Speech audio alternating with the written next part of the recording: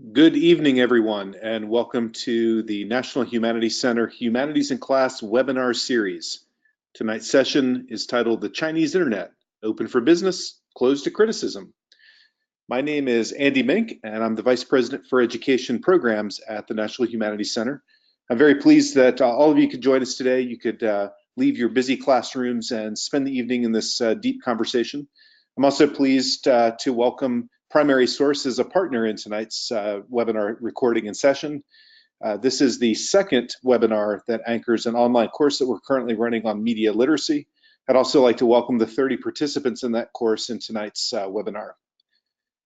I've included my email address and my Twitter handle on the screen. Please reach out and be in touch with me if you've got any questions about tonight's webinar, or if there are thoughts that you have for future sessions or ways that we can work directly with you and your district and your faculty.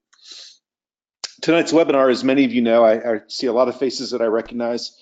Tonight's webinar is an audio-based webinar with an associated PowerPoint that's been developed by our lead scholar.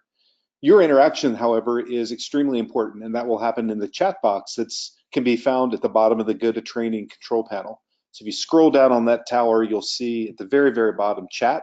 And as many of you have done so far, this is a place for you to greet each other, to register your thoughts, to ask and answer questions, and to generally participate in what we're doing.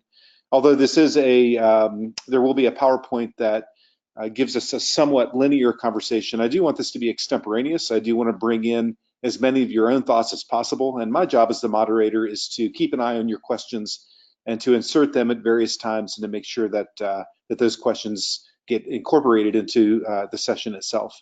If for some reason you type in a question and it's a fantastic question and you need it answered and it scrolls out of view, please don't hesitate to type it in again to make sure that I see it, and I'll be sure to bring it back to our lead scholar's attention.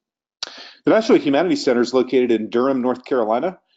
We have a primary function and focus on an annual cohort of university professors who serve as fellows.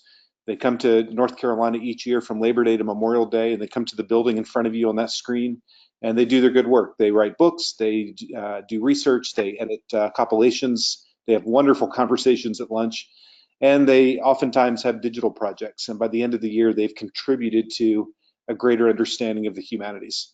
Our work in education then is intended to develop bridges that run from that scholarship and from that work that's done at the center to the classrooms of all level and in all places. And I mean that as a bridge in the sense that it goes two ways. It's not just us bringing and providing access to high quality scholarship and emerging content, but it's also having the expertise and the experience of the teachers we work with contribute to the projects that we sponsor. Inside of all this, I think, is a inherent understanding that we're trying to articulate the value of the humanities. Our public programs bring the general population into that conversation as well, and we want to make sure that the humanities across the board are seen as critical tools in understanding our world, rather than just sort of extra subjects you take when STEM and when literacy are completed. In education, we do this in a variety of ways. We do this through free online resources that are both scholarly vetted and informed. You can download and access these at americaninclass.org, and I would encourage you to go there to find not only lesson plans, but also primary source collections and kits, as well as essays written by scholars on compelling topics. And I think this webinar series is really a great way for us to inspire and to support these kinds of conversations. Our webinar series generally fills pretty quickly. In fact, tonight's session is sold out. In fact, the next 4 sessions are sold out. So if you're interested in signing up for any of our remaining fall sessions, I'd encourage you to go to our website and do so pretty quickly. I'll note that we did add 1 session after September 1st, and it may be that some of you went in right at the start of school and signed up for a bunch. We have added Making Sense of the Second Amendment with Saul Cornell from Fordham University. I would encourage you, if you're interested in this rich discussion on the Second Amendment, to sign up for that pretty quickly. We will open registration for the spring series in November. And so you have a chance then to look through the second slate of compelling topics that we have in store for you. There are other content that you can download and find on our website that includes a podcast series that invites scholars and teachers to reflect on some kind of contemporary topic in the humanities and in education and in the world we live in. We also have digital textbooks that you can download for free from services like iTunes, and these ideally are intended to make visible not just the content, but the process of that content, the ways we think in these disciplines, and the ways in which we can apply these best practices to our classrooms and model them for our students. Our online course, as I mentioned, is a new component of the National Humanities Center. We currently have several versions, several instances of digital literacy in the classroom that's available this fall. I think both of them might be filled to capacity, but we will be offering at least 2 more sessions after the holidays and into early 2019. We'll also be opening some new content courses in the early part of next year. So keep an eye on our website, on our social media, and in our webinars, and we'll make sure that you're aware when those signups and registrations happen. We don't do everything virtually, although I do enjoy these conversations we have. We do a lot of face-to-face work, and that will include a face-to-face symposium this coming Saturday. If you're anywhere near Durham, North Carolina, we would invite you to join us. We'll be working with the National Archives from London, and we'll be using those archival sources to better position the Caribbean and specifically Barbados in the transatlantic slave trade and in global history and in world history. We still have a few slots available in that session, and we would love to have you join us.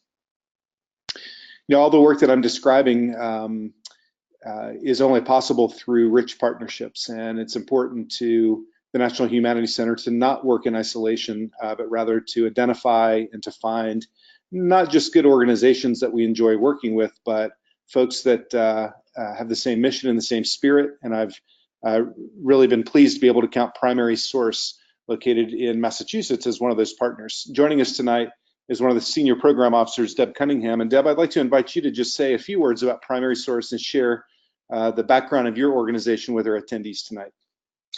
Thanks, Andy, and hello, everyone. My name's Deborah Cunningham, and I'm Senior Program Director, like Andy said, of a 29-year-old nonprofit that's based in the Boston area. And our work focuses on online as well as in-person professional development and also some curriculum development to support global learning in schools. For about the past 5 years now, we've been collaborating with the National Humanities Center in producing a webinar on some timely topic or US topic every year. And today's webinar, I'm happy to say, is this year's joint program offering. So just to introduce our work briefly, what you see on this slide are the icons for 3 of our 6 new online modules called Building Blocks for Global Learning. These are kind of bite-sized entry points into global learning concepts that you can do in less than an hour, or a whole school could do at a meeting. But for greater depth, we welcome educators from across the country to take our 14 online courses. These are 4-week or 8-week-long content-oriented courses that focus on a variety of different humanities topics. And then here on the next slide, we encourage you to take a look at our website, especially the For Teachers section, where we house different materials and resources you can use, many of which are free or require some minimal information when you register. And you can find everything from curricula based on global primary sources from different cultures to our teacher-oriented podcast on the Middle East and a whole lot more. So I hope you'll spend some time looking through our website and reach out if we can help your school build its global teaching capacity in any way. And I hope you enjoy this webinar. Nice to be with you. Thanks, Deb. And throughout tonight's session, Deb, I'm going to encourage you to respond to different questions in the chat. Feel free to make comments from the Primary Source perspective and to share the resources you have that might support the session that we have tonight. Finally, when tonight's session is completed, you will receive a prompt to complete a survey. And once you've completed that survey, that pop-up, you will be able to download the certificate of participation. You can print this out and present it to your administration or to your school district and include that in your online teaching portfolio. Quickly, too, I'd like to add, you know, Deb and I both have been able to share a little bit of we've talked a little bit about online learning tonight, and of course we're going to be for the next 75 minutes or so in a very compelling online experience, a webinar. But I do want to thank each of you for joining us, and I really do want to emphasize the personal connections that I think can be made in this format. As I look through and scroll through the names who are participants tonight and who have joined us in this webinar, there are a lot of names that I recognize. I see your questions pop up. I address you with my voice like this. I see a lot of folks from Los Angeles Unified, as always. I see former teacher advisory council members like Jason Chahonis down in Miami and Ginger Park in Denver. And it's, I think it's worth noting that while we take these 90 minutes to sort of escape into this bubble in our computers, that all of our lives are still moving along. And that includes those folks to the east of Durham, those folks in eastern North Carolina who are still recovering from the hurricane. And I'm really pleased to see at least a handful, maybe more participants from that part of North Carolina just ravaged by Hurricane Florence.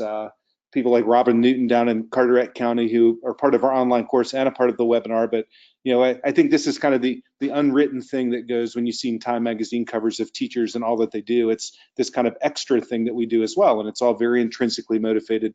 But it's that allows National Humanities Center, Primary Source, other organizations to do the work that we do. And I really do appreciate that you guys are with us. So having said all that, I'm going to introduce our speaker tonight and really start to explore. I hope this is a really rich and deep conversation about a topic that is both, in my mind, both concrete and abstract.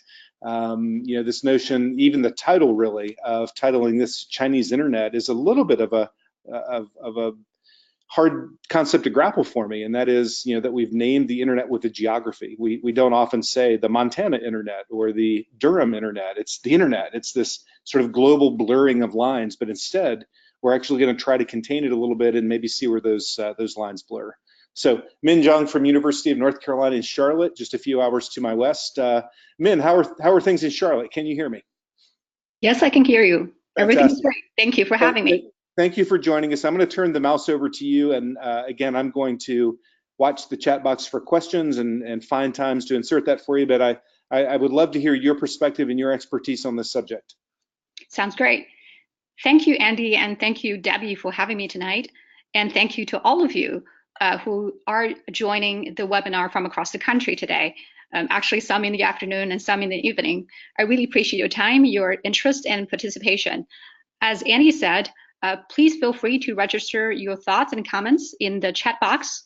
Andy, who's so kind to moderate the session, will try to get some of your questions to me in the session and make it a little bit more interactive. So we'll also have about hopefully 10 to 15 minutes towards the very end for Q&A. As you know, our topic today is quite complex and constantly evolving. As always, please feel free to contact me directly should my work be of interest to you, your students, your schools, or organizations. So today I hope to use this webinar to provide an overview of the historical development of the internet in China, exploring such topics as censorship, business innovations and monopoly, internet activism in China, as well as the Chinese internet's global reach. I also hope to demonstrate how the internet in China not only reflects Chinese political processes, business operations, and people's everyday lives, but also shapes them in return. A few words about myself. My work is situated largely in the very interdisciplinary field called Chinese Internet Studies.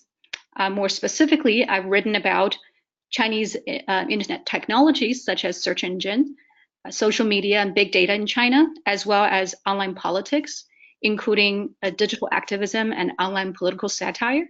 I've also written about internet business in China, as well as policy practices, including issues of internet sovereignty and real name registration policies. So overall, I am interested in not only how the internet is changing China, but also how China is reshaping the internet itself. Like many of my colleagues who work in this very interdisciplinary area, my work is grounded in Chinese realities and problems, but also because the strategic importance of China to the United States and to geopolitics in general, this work also assumes a very global dimension. So let's begin by turning to what's in the news lately. As you know, President Trump and his administration are playing the dragon slayer right now, having slapped tariffs on Chinese goods and services worth of $200 billion and promised to even impose more. And China, of course, is retaliating. So the world's two largest economies are technically in a trade war right now, and some fear this could drag on for the next 2 decades. Parallel to this trade war, a US-China tech conflict has been brewing for some time. As the global influence of Chinese internet giants increases, Washington has grown very concerned about their potential threats to US national security. While China's largest smartphone maker, Huawei, and its second largest telecom company, ZTE, have been either sanctioned, fined, or banned entirely from purchasing critical components from US companies. In another dramatic turn, some of you might have learned, and as the world learned in August, that Google has been secretly developing a censored mobile search app called Dragonfly for the Chinese market specifically, hoping to do more business in China. So under tremendous public pressure, Google now may have to put Dragonfly on shelf indefinitely, but this only underscores and demonstrates how important the Chinese internet market is.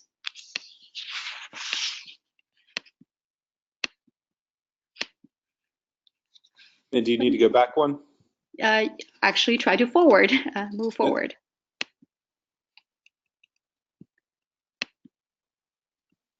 The mouse somehow is not functioning. Okay. Oh, great. It's working now. Thank you. So this chart shows as of 2018, China has 772 million internet users. To put it in relative terms, Chinese internet population is more than twice the entire US population combined, which is roughly 330 million. So this rapid growth of internet population in China from almost zero, as you can tell from the chart in 1997, to almost 800 million now was achieved in a span of 20 years, particularly since 2007. Hey, can I ask you a quick question? Yes, absolutely. So when I look at this graph, and I want to ask a question that is insightful to the point that I can feel that you're building here, and I don't want this to be too elementary, but when we look at these numbers, generally speaking, what demographics are we talking about? Are these sort of everybody, or is there a specific age or geography, or who do these numbers represent? You're asking a great question, Andy. This graph shows the overall population. So when we are talking about 772 million internet users, we're talking about this number in terms of the entire user population in China. However, actually the next slide, actually break down these numbers a little bit more. I hope it's useful to look at these numbers. So the vast majority of Chinese internet users, as you can tell, are also mobile internet users, which means that they can access the internet via their mobile phones. Not surprisingly, the internet is more of an urban phenomenon than a rural one. But even in some rural places, online shopping, for instance, as indicated by the photo at the bottom here, is slowly becoming a reality. There's more or less gender equality in terms of the number of male and female internet users in China. Yeah. And it's also important to recognize that the Chinese internet continues to be dominated by young people, particularly under the age of 30. So overall, the Chinese internet population is not highly educated, simply judged by the degrees that they receive. Only about 11% actually have college degrees or above. So what these numbers and demographics perhaps suggest or explain to some extent why gaming apps, for instance, or music video recording apps are highly popular and very important in China.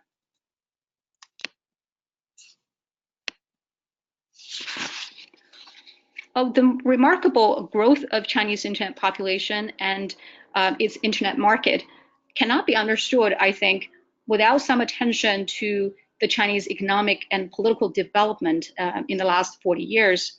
So here I'd like to take a detour, if you don't mind, to look at a few key moments in recent Chinese history. Many would acknowledge that, Mao Zedong's death in 1976 and Deng Xiaoping's subsequent adoption of reform and opening up policies were watershed moments in recent Chinese history. After decades of failed socialist experiments, including the Great Leap Forward and the Cultural Revolution, China finally traded Mao for market and reintegrated itself into the world capitalist system, and particularly culminating in 2001 through its accession and joining into the WTO. However, this reform, I think it's important to be reminded, was mostly economic in nature, without the party's intention to fundamentally alter or change China's one-party political system. Since the late 1970s, Chinese economy took off, as you can tell from this chart. In this graph, comparing Chinese and Indian GDP growth per capita between 1950 and 2010, I think the contrast between the two countries is indeed very striking. Since the late 1970s, roughly 500 million Chinese citizens have been lifted out of poverty. So this context helps provide some useful explanations for the rapid growth of the internet in China. So, Min, when you make that point, are you suggesting in some ways that economic health and internet use are indicators of each other, somehow predictors? Yes, indeed. I think for any country to have a sufficiently large internet population, it does require some economic status to own, for example, a laptop or to own a mobile phone. The country's population has to be somewhat economically well off to afford both access and these different kinds of gadgets and apps and why not. So I hope that this connection actually makes sense when we think about internet development. This graph shows, on the other hand, income inequality in China. I think it's important to bear in mind that China's economic growth, as well as its internet adoption and use, are highly uneven. This Gini coefficient, a statistic measure for inequality, rose visibly, as you can tell from the graph, since the 1980s.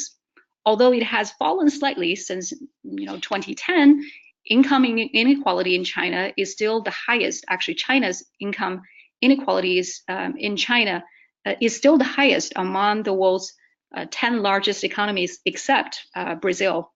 So this context, I think, is important, not only for understanding issues such as digital divide in China, but also for understanding the sort of endless expressions and mobilizations for greater economic and social equality on the Chinese internet. So, for instance, as you know, environmental issues and has been really on people's minds in China lately. And after being the world's factory for 40 years, China is now suffering from really severe environmental degradation. So after the former CCTV reporter Chai Jing, featured here in the second picture, released the documentary called Under the Dome in 2015, within three days, it was viewed more than 150 million times.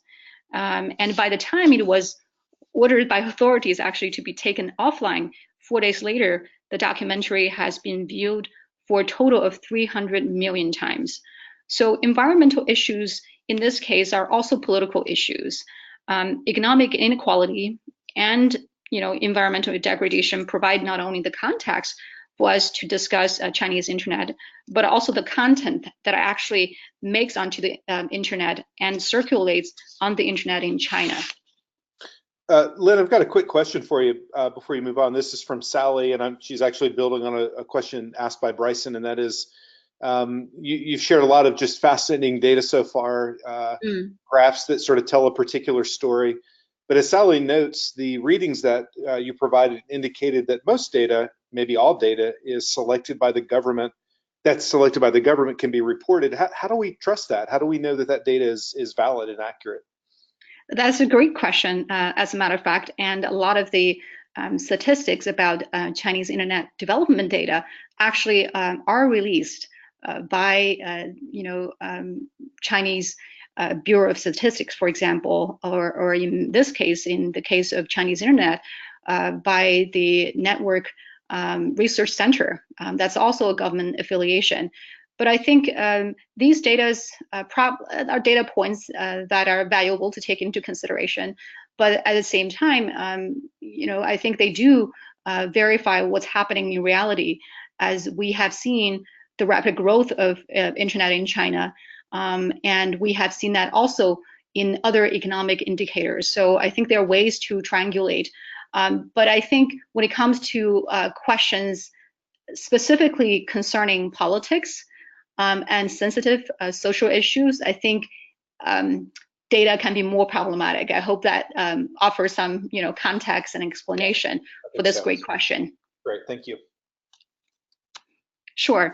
So surely you could say that the Chinese internet would not be possible, or would not be what it is today, without the political establishment's sanctioning and endorsement. In fact, in this 1984 photo, the former Chinese president Deng Xiaoping is shown visiting, kids working with computers, where he famously said, "Computer education must start with kids," promoting this very idea that information technology is vital to Chinese future. I don't know if you know this interesting fact, but the first email sent from China was written to researchers in a German university in 1987 that reads, "Across the Great Wall, we can reach every corner of the world." As you can tell, it carried a very bold, ambitious, and almost inspirational message for what the internet could mean for generations of Chinese to come. Ironically, however, this message is now often contrasted with what's come to know as the Great Firewall of China. It's a information technology infrastructure erected at Chinese digital borders to weed out unwanted information by the government. The notion that the internet could be bordered rather than borderless, and as Andy alluded to at the very beginning of the introduction, and information could be filtered rather than free-flowing, was, I think, unfathomable to most Western thinkers and leaders initially. For instance, President Reagan remarkably said in 1989 that the Goliath of totalitarianism will be brought down by the David of the microchip. The Chinese government also took the internet very seriously. Government mouthpiece, People's Daily Online editor-in-chief pondered in 2006, for instance, what would it look like if everybody went into politics? China now has more than 100 million internet users. If they all are free to speak their minds, we would have a very serious situation. So it's important to recognize that the Chinese government made sure, actually from the very beginning, that internet adoption would not threaten its role. The then Minister of Posts and Telecommunications, Wu Jichuan, said in 1995, before wide adoption of the internet in China took off, that, quote, "By linking with the internet, we don't mean absolute freedom of information." He goes on to say, if you go through customs, you have to show your passport. It's the same with management of information. There's no contradiction at all, he says, between the development of telecommunications infrastructure and the exercise of state sovereignty. So from the get-go, as you can tell, Chinese authorities had a very different idea of what the internet is and what it can be. So this is not to say, controlling the political consequences of the internet in China is a cakewalk. Certainly not. In the age of television broadcasting, controlling the message would be relatively easier. The inside joke at CCTV, that China's biggest state-owned TV station describes its 30-minute primetime news program, 新闻联播, called as having 3 coherent components. The first 10 minutes show how busy our leaders are, and the second 10 minutes portray how happy Chinese people are, and the last 10 minutes convey how miserable everyone else is in the world. So this long-tested formula, so to speak, would not work very well or too easily in the age of the internet. But I will try to explain a little bit throughout the webinar why the internet has not turned out to be an insurmountable threat in China, and how the government in China has been able to reap the economic benefits of the internet in China while minimizing its political consequences. So my argument is that modern authoritarianism does not always have to resort to violence to keep, society in check. The Chinese government, like many other governments around the world, has quite a few toolboxes, have a few tools in the toolbox. So 2 most important ones are, I think, patriotism and deriving its legitimacy based on performance. So there's an sort of implicit state-society pact, a grand bargain of sort, that China's political status quo, that is the one-party political system, monopolized by a small group of elites with assurance of reasonable performance, social stability, and continued economic growth will remain unchallenged completely. So yes, the internet is a threat, but if it's a useful tool to develop China's economy and raise people's living standards while keeping the elites in power, the Chinese government will happily explore the internet to its advantage and shut down information that it finds too threatening. So this includes even censoring its own leaders if necessary. A former Chinese premier Wen Jiabao stated frankly in his 2010 CNN interview with Fareed Zakaria that, quote, "The people's wishes for and needs for democracy and freedom are irresistible," unquote. Of course, these very words he uttered never really made to Chinese TV or even made accessible within China itself. So Western media and research really focus a great deal of attention on censorship practices in China. I'll try to summarize this into a few key points, and perhaps we will have ways to discuss later on. First, the Great Firewall, as I have mentioned, and other technical aspects of censorship have, mostly occupied people's attention. Some even suggested that if the Great Firewall were torn down, freedom will spread in China.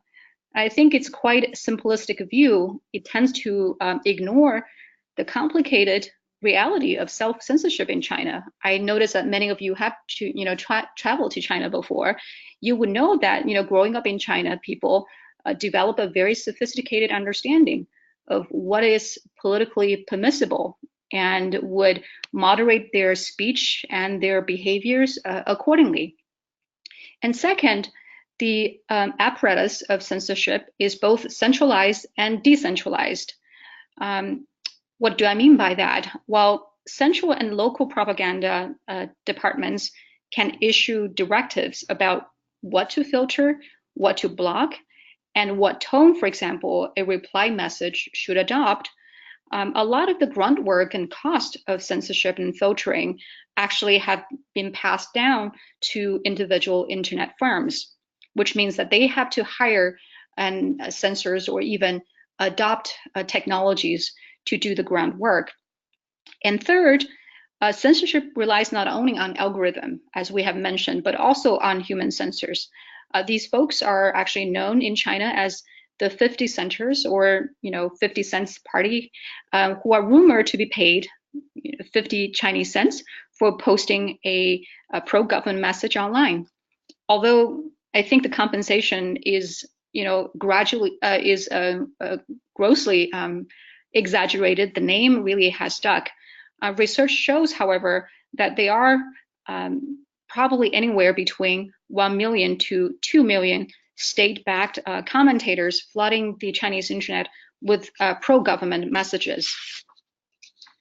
So on the other hand, apart from state-funded 50 centers, I think it's also important to recognize that there are also these voluntary 50 centers, people who endorse the central government, often out of patriotism, or for any effort that they see the government is making in eradicating corruption and helping the underdog in society.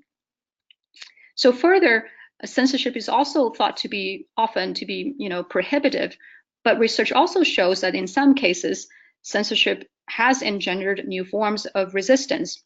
And finally, some researchers argue that censorship in China largely targets collective action or protests, but tends to be more liberal with criticism, which to a great extent is true, but it really depends on what kind of criticism we're talking about here. Winnie the Pooh, for instance, would never have thought it would be the target of censorship. This meme, showing Chinese President Xi Jinping and former US President Barack Obama began circulating on the Chinese internet in 2013. A lot of internet users somehow found some striking resemblance and similarity between the world's two top leaders and Pooh and Tigger strolling alongside each other. So the memes were finally ordered to be disappeared, actually, from the internet in China in 2017. So censorship. Lynn, may I ask you a quick question? I apologize if I get ahead of some slide or some point that you'll make a little later on in your presentation. But Sure. I think you just shared a meme, and immediately I think we crossed a threshold between consumer internet and producer internet. And you've talked a lot so far about the consumer internet, people using it, devices using it, how many people, et cetera, et cetera. Memes, however, are that sort of crowdsourcing, mass creative kinds of things that go viral. How are you drawing that distinction so far between producer and consumer? That's a great question and a great observation. In fact, in media studies, there's a term called prosumer, combining producer and consumer. So, did you just make that term up? I wish I did. So it's a term that's popularly used to describe not only consumers of information, but also users who actively, alter, change, or produce information. So it ascribes more of an active, role to internet users themselves. And I hope that makes sense to think about Chinese internet users not only as consumers consuming things, but also as producers. In this case, producing a meme that was highly popular on the Chinese internet. I hope that makes sense. Mm-hmm. It does, and I think it's a cultural shift. It's a user sort of mental model for what the internet even is, and it's the way that we see that transmission of not just information but communication. And it's really interesting to consider it in a Chinese context. And I suspect that at least this is true for me, maybe for a lot of our participants. Everything you're sharing in the backdrop of my mind, I'm comparing it, I'm setting against the American context, and I'm trying to draw some distinctions. So it's really helpful. Oh, thank you. Yeah, thank you for the great question and the observation and comments that participants are making in the chat box, and thank you for bringing them to our discussion here. So as you can tell, censorship and what is deemed to be criticism can be quite arbitrary at times. In the remainder of the webinar, I'd like to walk you through these 4 types of Chinese internet spaces. I hope it's useful to think about them, to think about Chinese internet not as an undifferentiated entity. Instead, my intention here is to show that there are different types of spaces and dynamics, and each type can be examined a little bit more closely. So the first one is what I call central propaganda spaces. These are spaces referring to online spaces where the Chinese government asserts its presence through government websites and other official online media. The screenshot here is actually the central government's website that offers, for instance, information, online surveys, gateways, online interviews, and other kinds of functions. It certainly is important, I think, for the central government to project its image of transparency, efficiency, and responsiveness. This screen capture displays the interface of an online complaint feature actually hosted by the Hainan provincial government 10 years ago. Provincial and local government units are supposed to be responsive in handling people's grievances, although how effective these mechanisms are in truly addressing people's concerns and problems is often called into question, as it does depend on the operating government units in the background. Back 10 years ago, even Chinese top leaders paid great attention to the internet in China and public opinion online. Previous Chinese President Hu Jintao is shown here to visit the Strengthen the Nation online forum hosted by the central government media outlet called People's Daily Online. Certainly the goal is to, overall, to channel public opinion in ways to diffuse social tension, so it doesn't become too much of a pressure cooker, so to speak, getting far too dangerous and explosive. Over the years, I want to emphasize that the Chinese government has grown to be really adaptive and even more proactive in dealing with challenges posed by the internet and various kinds of social media. The screenshot on the left captured Beijing government's microblogging page. The one on the right is a county level, Badong County of Hubei province, WeChat mobile website. Some of you who have traveled to China before, you may know that to get connected mobile wise in China, you really have to download this app called WeChat, Weixin, to be functional in China. So censorship, I think, helps the government certainly to maintain its authority by removing unwanted information. But local, provincial, and national governments in China do also perform really important governance functions that shouldn't be ignored either. So the current president, Xi Jinping, even enlisted cartoons and playfulness in this case to brand himself as a very heroic leader in driving a relentless anti-corruption campaign, sort of a whack-a-mole style, if you will. Of course, in Chinese parlance, these corrupt officials are not moles, but dangerous tigers. In addition to establishing government online presence and guiding public opinions, authorities have also been building massive surveillance capacities in China. For instance, when we look at the first picture, the second generation ID card has been widely integrated into a lot of people's daily activities. For instance, to prove your identity in order to purchase a mobile phone or to buy a train ticket or plane ticket. By 2015, it was reported too that Beijing has been 100% covered by surveillance cameras. And most recently, artificial intelligence and facial recognition, as you can tell from the last image, have also been integrated into China's fast-growing surveillance industries and systems. The latest national effort for social management is the social credit system that I saw some of you already mentioned in your chat box.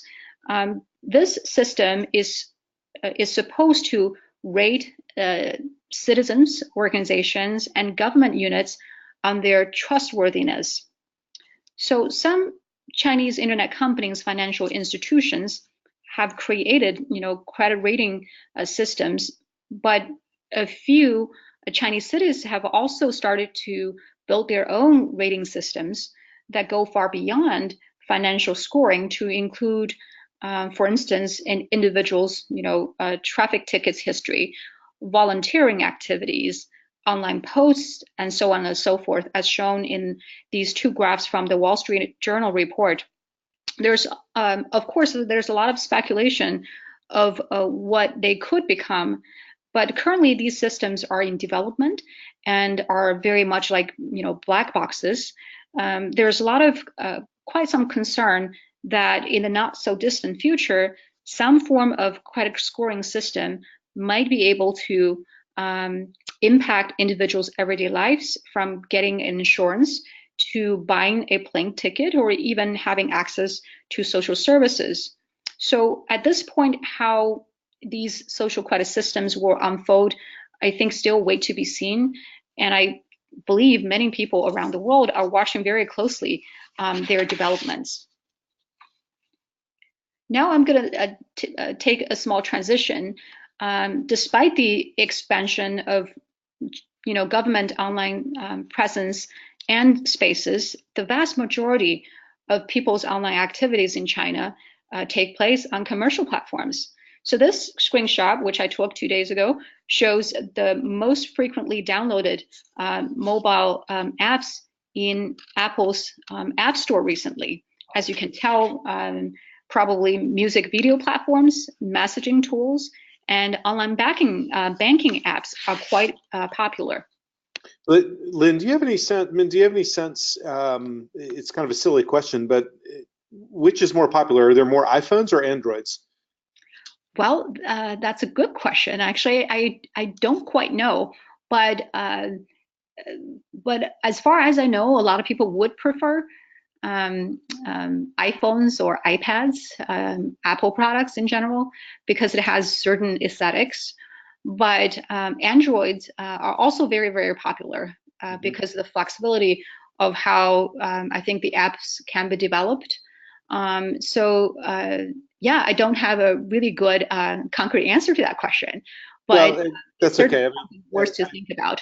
Yeah, thank you. And you're right. It is sort of a silly off-the-cuff question, but at the same time, I'm just constantly reminded, slide after slide, of how sort of economic conversations and information conversations blur, and how they kind of weave in and out. And it strikes me that major companies like Apple, they are a part of the narrative that you're telling tonight. Right, and I think it's touching on a really important point for thinking about these platforms or devices, right? People are so dependent upon for their interactions online. Foreign companies like Google or like Apple certainly want a significant, share of the Chinese market. But it's also important to, I think about other domestic or indigenous phone companies. For example, Xiaomi, which is a upstart Chinese phone maker, actually is becoming quite popular. And there has been some, visible shift to use what they consider to be more responsive to users' needs and wants, and why not? So I think more and more Chinese companies are doing a better job, actually, to adapt to local needs. I hope that makes sense. It does. Yes, thank you. Absolutely. So as mentioned earlier, the internet in China has been developed, guided by this mantra to reap the economic benefits of the internet without, engendering any serious challenges to the political rule of the one-party state. So there is the internet, and there's also the Chinternet, which has been a term coined to describe an intranet, so to speak, with Chinese characteristics. We have Google here in the United States, but China has Baidu. As a matter of fact, people in China don't Google things. They, Baidu for information. we have YouTube here for videos. China has Youku, and Facebook certainly dominates here. But in China, there's Renren, for example, and more recently, most people are using something called WeChat. Of course, Twitter is banned in China, but the equivalent of Twitter in China called Xinlang Weibo is quite popular. For quite some time, Chinese internet companies really copied a lot of applications and models from the United States and developed a uniquely Chinese online ecosystem. This Ogilvy research graph from 2011 was able to identify a Chinese online platform for every type of service that you can find here in the United States.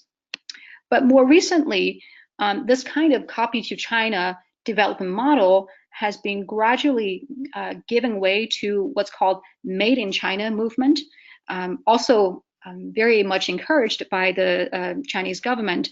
So the now popular bike sharing apps, for instance, first started in Beijing. In the years to come, we might see even more and more technologies and related services that are made in China, with some of them even making their way to the United States. This chart shows the top 10 internet companies in China. It's worth to note that the top 3, as you can see, Tencent, Alibaba, and Baidu, are also among the world's top 10 internet companies. Certainly, their fast growth was bolstered by a very large Chinese market and consumer base in China in the past 20 years. So like their American counterparts, here many Chinese internet users use their mobile phones to call taxis, pay for shopping online and offline. The popular WeChat platform not only helps people to chat and arrange social outings in this case, but also allows them to pay for their phone bills, meals, tickets at the theater, and even manage their finances and much more. So in some ways, one could argue that China's mobile banking in some ways really is far ahead of the United States. Many folks living in urban places really in China rarely carry cash or even credit cards as they go through their everyday life. Out of fierce competition, these 3 big companies, as we mentioned just a moment ago, Alibaba, Tencent, and Baidu, have achieved some sort of monopolistic status. Alibaba is known for online shopping, and Tencent is known for social media, and Baidu for online search. So I think there's also a similar concern in China as we have in the United States, that such monopolization may not be a very good thing, that it can deter or harm innovation in the long run. It's worth to note here that while Chinese internet companies are given, pretty much a free hand in developing applications and businesses, they're not so free to publish anything or everything as they wish. Earlier this year, a joke app called 内涵段子 with 30 million users was abruptly shut down for circulating quote-unquote vulgarity, promoting some of its fans actually to honk their cars in secret codes and even arrange the cars to spell out the name of the city as a form of veiled protest. And people turn to jokes, I think, this particular app for entertainment and an escape. But ironically in China, although you don't care about politics, somehow politics still cares about you. And this happens a lot in China. The government's concern for these popular social platforms, I think, is not completely, ungrounded. When the high-speed rail train went off rail in Wenzhou in 2011, some of you might remember, local media tried to cover up the incident.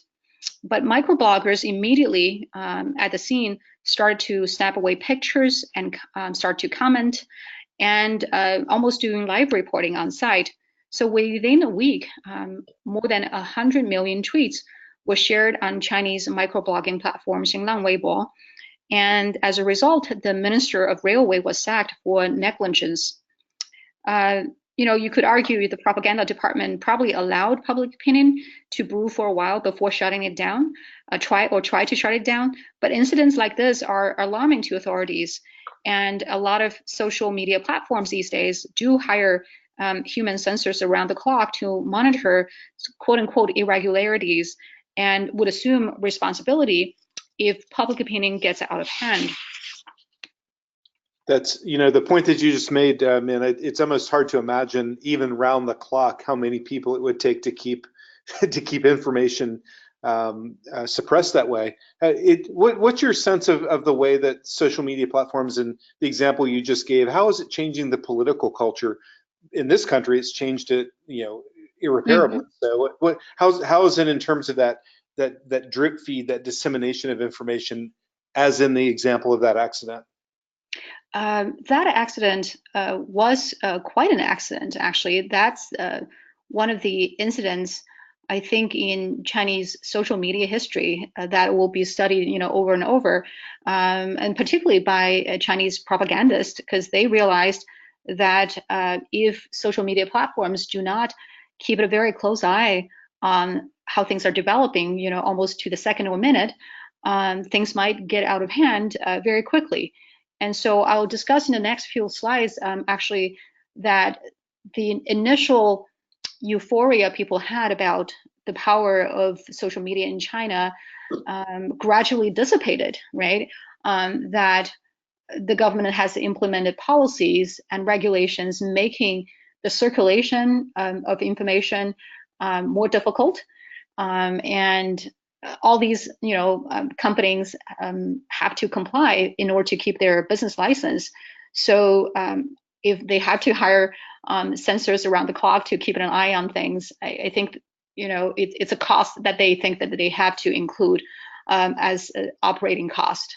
So I hope, this gives this discussion point some context for why this is happening and how it's happening.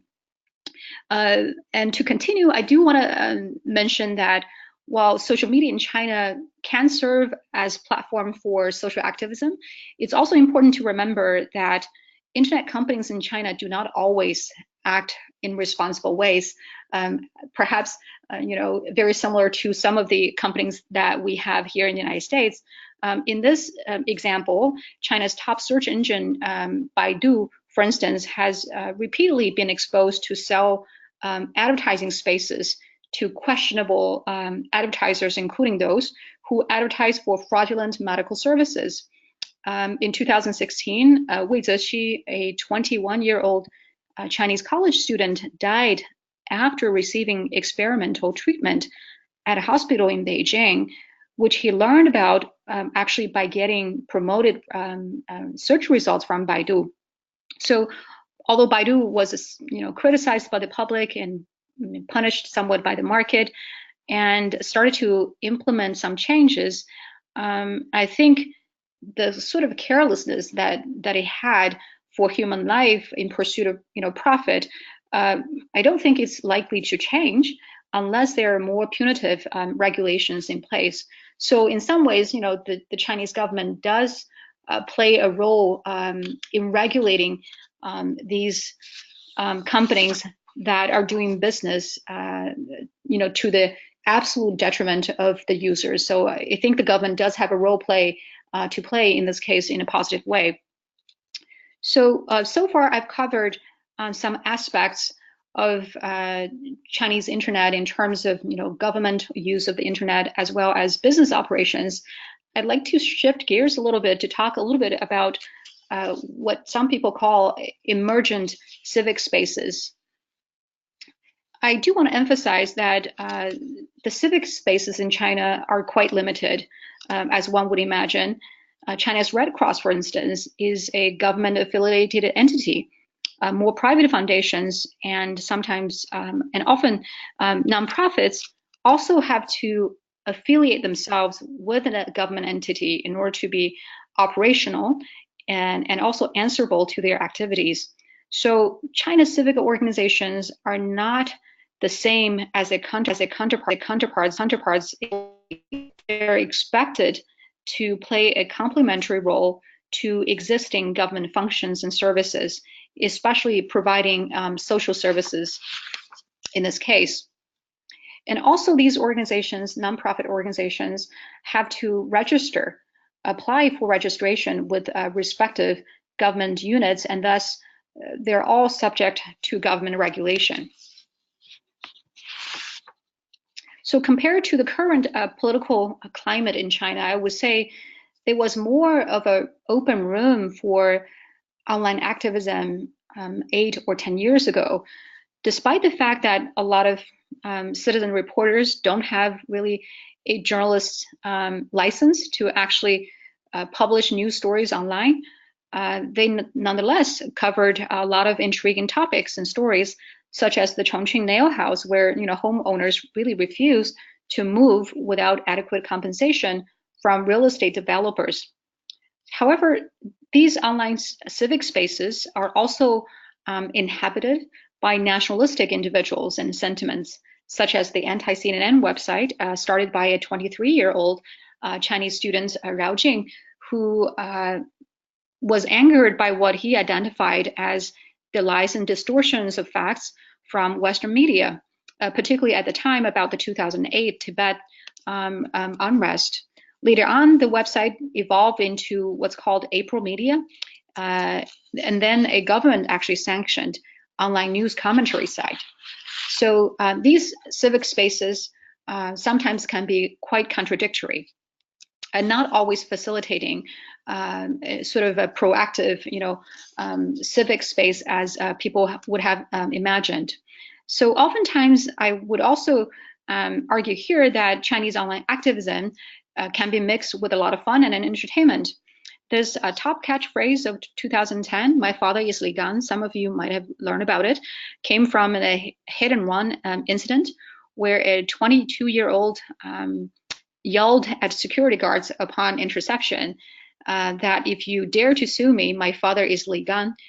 Li Gan, it turns out, is the local deputy police chief. So the meme really took flight online quickly because it touched a public nerve over these imperialist behaviors of the sons and daughters of the rich. Internet users created an imaginary exchange in this example between President George Bush and another official. In a buffet queue, what it seems to be, President Bush was photoshopped to say, "Give me more food. My father is Li Gan," of course in Chinese. Another man in the same queue lamented, "God damn it, how come my dad is not Li Gan," right? Also in Chinese. So in addition, people, really got really creative in making up all kinds of jokes and memes about "my father is Li Gan." A traffic sign in Baoding, Hebei province, shown in the second picture, was photoshopped to read, "Friends, please slow down. Your father is not Li Gan," right? And the last one that I'm sharing with you actually took a really interesting turn. And actually the term "made to Russia." The crowd here is shown to have a stretch of a banner that says, "Who the heck is Putin? Our father is Li Gan." So these kinds of memes are really interesting ways for circulating a veiled criticism. In this case, sort of frustration and anger that people feel and experience on a regular basis that they see between the rich and the poor. The wealth gap in China is astounding and often find its way onto the Chinese internet. So I've got a quick question for you. Sure. And I'm going to build this question. I'm sorry, I'm getting an echo here.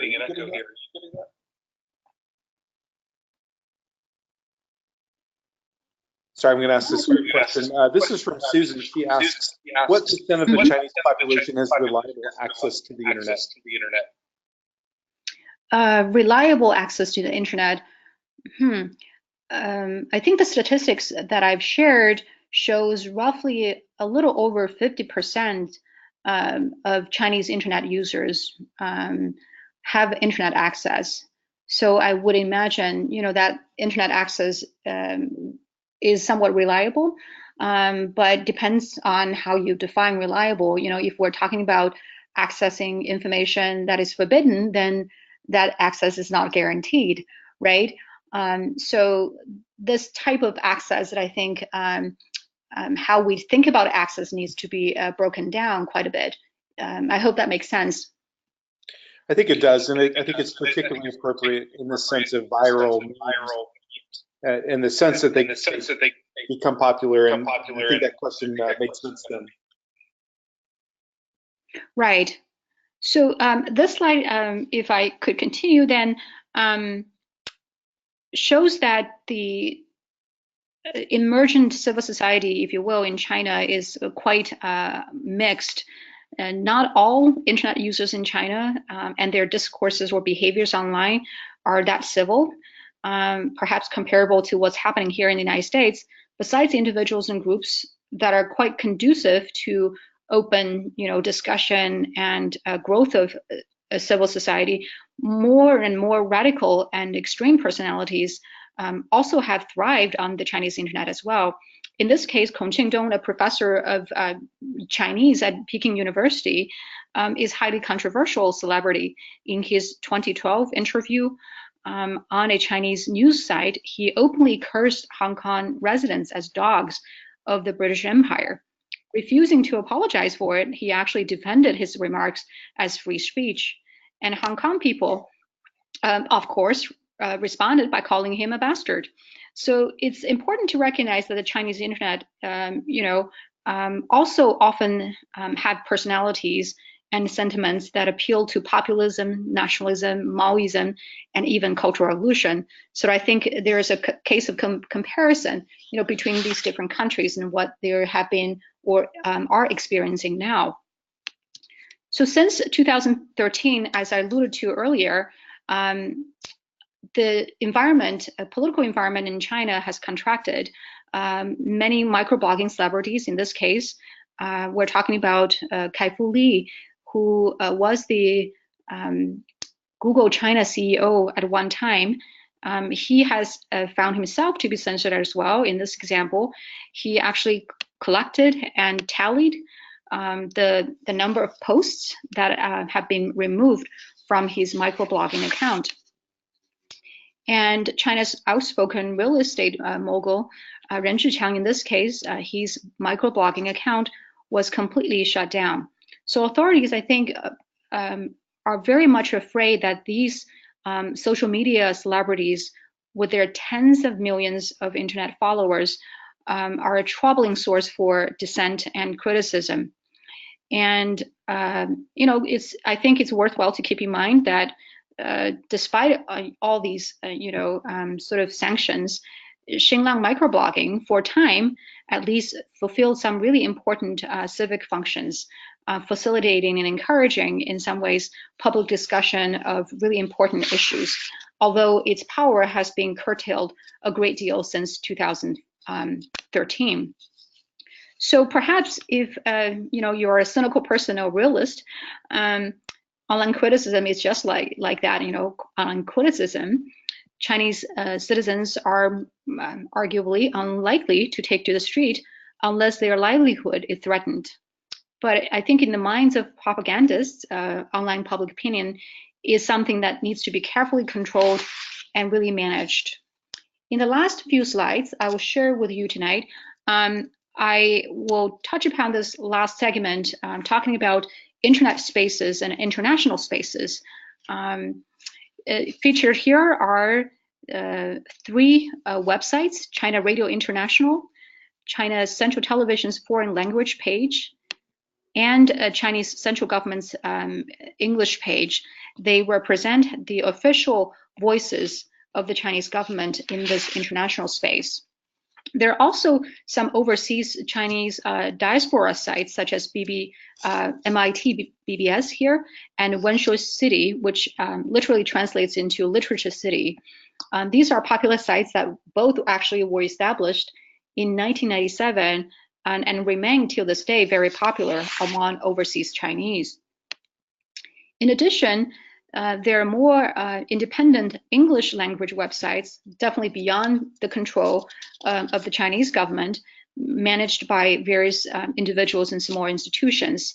The translation blog, for instance, this one, managed by a Hong Kong blogger, he has kept the site going since 2005, and his first translation post trying to bridge, the Chinese language internet and the English language internet was on this topic of wealth and inequality in China. In addition, I would recommend to you and your students some fantastic websites that track Chinese media and internet development, including China Media Project in this case, and also China Times. In the last few slides, I'd like to focus on the current administration's cyber strategies and ambitions. And it's quite clear to anyone who's watching China, President Xi Jinping has quite ambitious cyber plans, really intend to build China into a cyber superpower. Under his leadership, the administration set up what's called the Cyber Administration of China in 2014 to centrally regulate China's cyber affairs, with himself actually as the head of the leading group.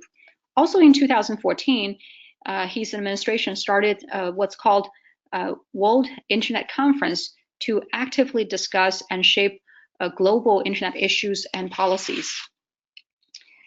China's first internet czar, Lu Wei, back in 2014, also visited a number of headquarters of American internet companies, including, as shown here, Facebook and Apple. So President Xi Jinping's book in the first picture was spotted to be, visibly shown on Zuckerberg's own desk. It's quite a PR stunt on his part. And this is what I call a $2 trillion photo taken in 2015 at the US-China Internet Industry Forum. So President Xi Jinping, who is standing in the middle, is shown to be flanked by heads of the world's most powerful internet companies in both China and the United States. This is my last slide. I think the internet, as Google's former CEO, Eric Schmidt, predicted, perhaps is heading towards a bifurcation. One part led by China and the other part led by America. The ambitious One Belt, One Road initiative that some of you might have heard about, spearheaded by the current administration, is looking to build connections and cooperations between China and Central Asia, East Europe, European Union, West and North Africa, and Southeast Asia. So totaling some 60 countries are involved. Many people see this initiative as the administration's grand strategy for China to expand its global influence through infrastructure and trade. Others have also expressed some concern that such initiatives may also come with a price tag, with some loss of freedom. So I'll end my talk here now, and I hope that this webinar has provided you with some insights into the Chinese internet, and I'm certainly happy to take your questions and continue our conversation. And also, please do feel free to contact me directly if this topic is of interest to you. And on the next page, I do have my email, Twitter, and LinkedIn accounts, and thank you for your time. Thank you so much for leading that conversation. And I'm sure there are lots of questions that are going to start to populate the chat box. I've got one question for you though, and Sure. As you work through this, it's such a complex tangle of variables and evolutions in terms of the internet and how it represents the countries that we are, the states that we are, the economies that we might be. In your view, is this a conversation about the internet, or is this a conversation about censorship of the internet?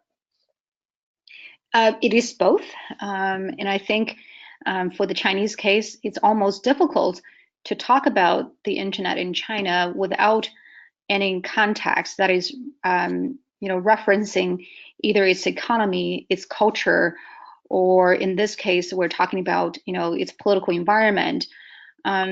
So I see these as quite inseparable and quite embedded in one another. Chinese politics certainly shaped the contours and the terrain of Chinese internet, but also Chinese culture, and if there's such a thing as a Chinese culture, would also find its imprints on the Chinese internet as well. And economy certainly plays a very, very important role in at least providing some basic baseline for people to be able to connect to the Chinese internet. As I said, it's quite an uneven process, and China is at a point where about 50% of its population have internet access. So I think it's quite curious for everybody to see what it would be like to include, the next 50% in China. That's really fascinating. Jason asks, I think as a way also to sort of pull apart these 3 or 4 different threads that are happening at the same time. Jason asks, is there a significant part of the One Belt, One Road initiative that involves internet infrastructure? That's a great question. I think it really depends on the specific agreements that China signs with different countries or regions as it tries to expand overseas. Yes, some internet infrastructure might be negotiated with certain countries that include,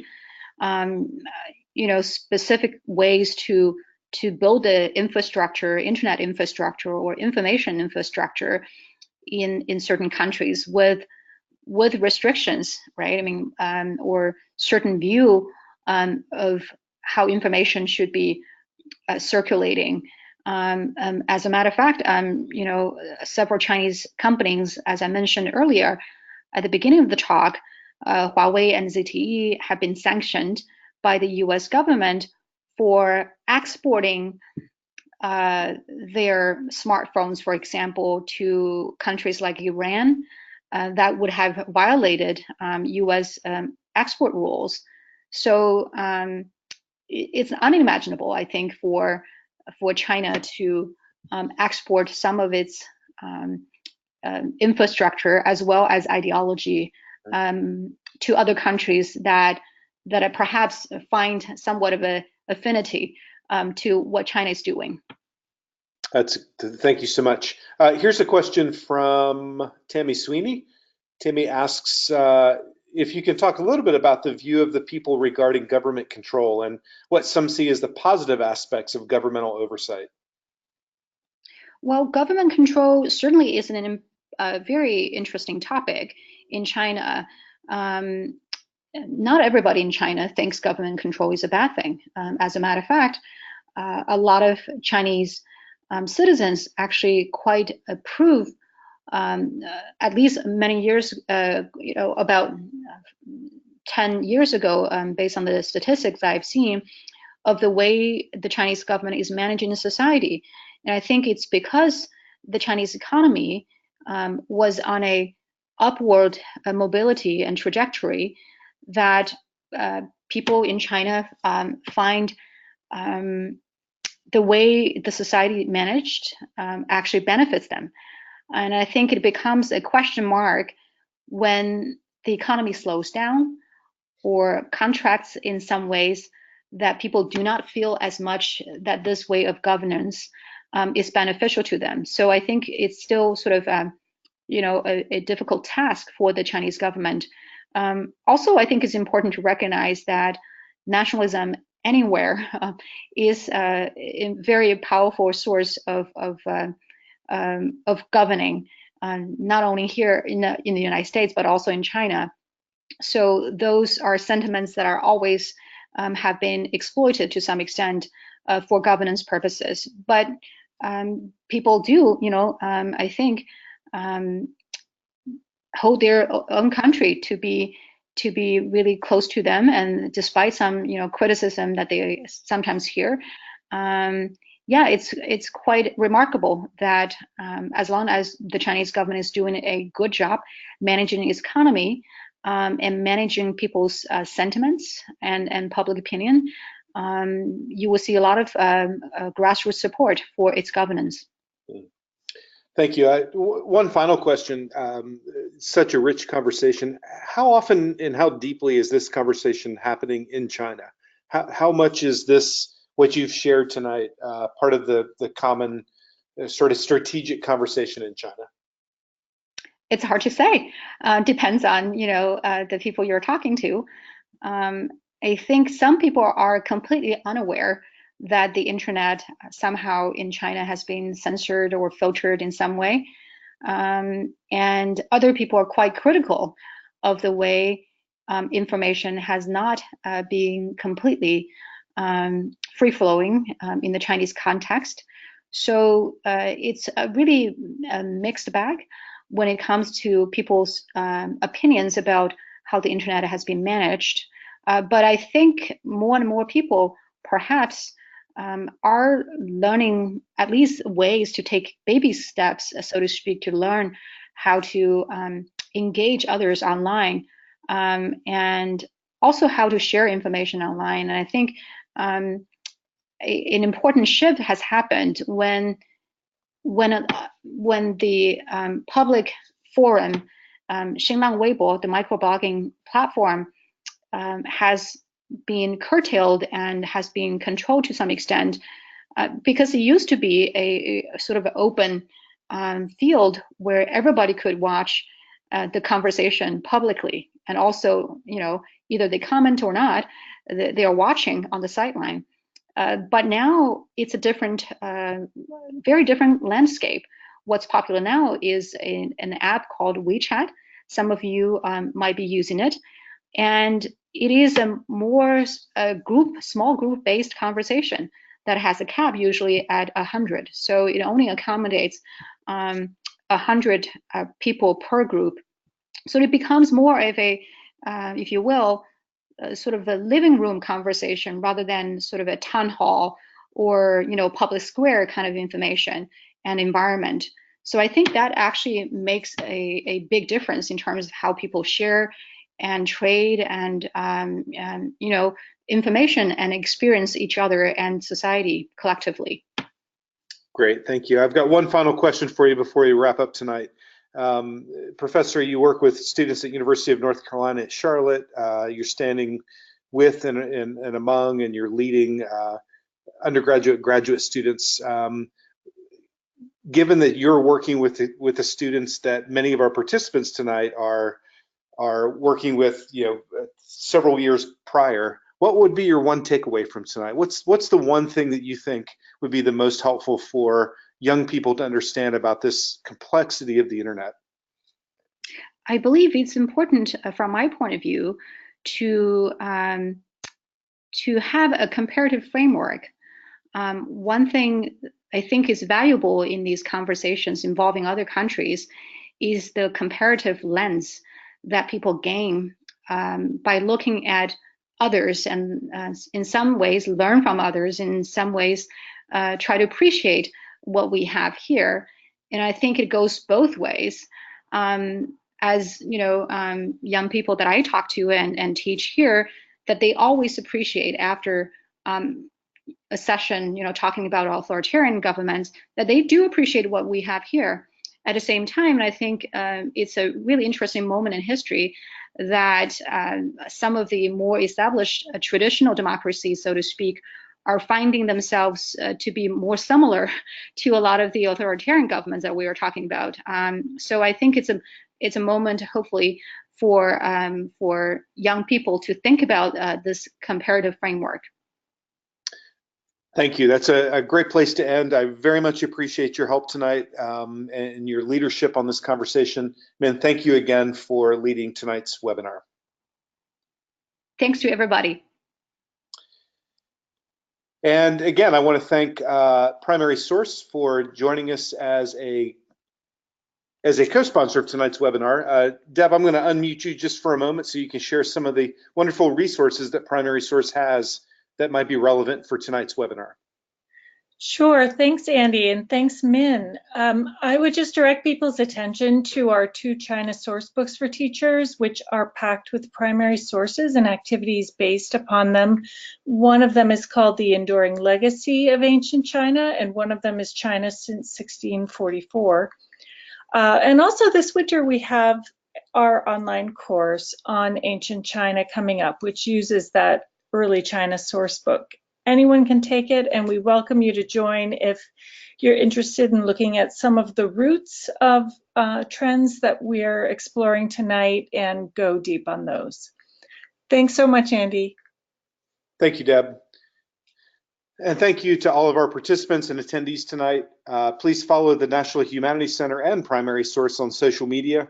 Our Twitter feed, our Facebook page, our Instagram page is chock full of updates, and we'll let you know all the information for upcoming events and activities that we have planned. Don't forget that tonight, after completing your evaluation, you will receive a certificate for participation. You can download this and print it off. If for some reason that doesn't appear immediately, give it just a little bit of time. Usually it's there within an hour or so. If it's not there by tomorrow morning, then feel free to email myself or my colleague Libby Taylor, and we will straighten it out for you. I hope to see all of you at our next webinar. It's 2 nights from now.